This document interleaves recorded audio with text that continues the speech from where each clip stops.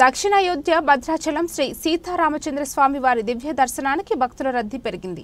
పాఠశాలలకు సెలవులు ఇవ్వడంతో స్వామివారి దర్శనానికి నిత్యం వేల సంఖ్యలో భక్తులు విచ్చేస్తున్నారు. మే నెల కావడం ఎండలో అధిక ఉష్ణోగ్రతలు నమోదవుతున్నాయి.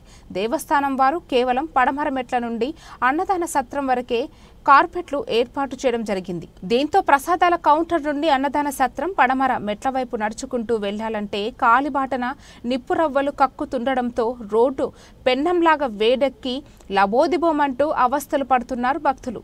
వృద్ధులు చిన్నారుల పరిస్థితులు చెప్పనవసరం లేదు.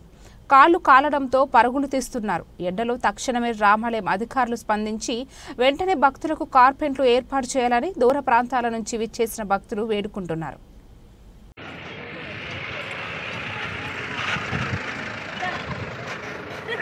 ఏమ్మా ఎండ ఎక్కువ నడవలేకపోతున్నావా?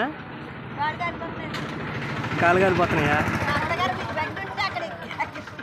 ఎత్తుకొని తీసుకెళ్ళినా లేకపోతే పర్లేదు.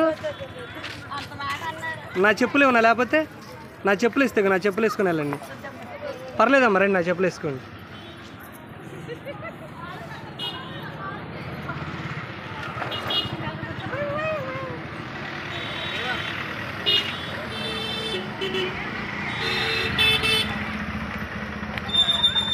Thank you very much.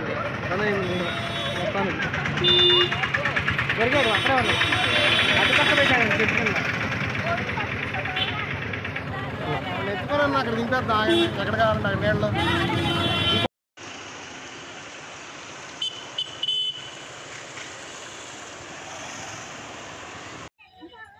College నుంచి వచ్చామండి. మేము గుడి నుంచి పైనుంచి కిందికి వచ్చేద్దాం మార్గంలో మొత్తం నడిచే కాలిబాట మొత్తం వేడిగా ఉంటుంది.